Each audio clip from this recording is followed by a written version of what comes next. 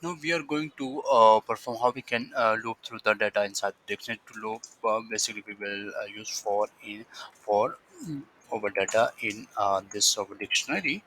Then we will simply use dictionary and use the print method.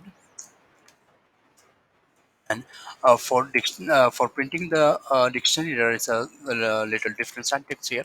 We will specify my dictionary and then braces brackets here and then specify the data.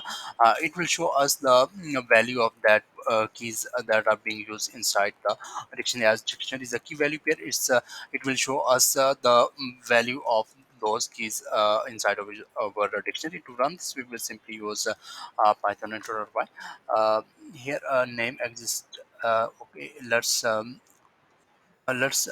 this file again. Now it's showing the values of those keys inside of a dictionary.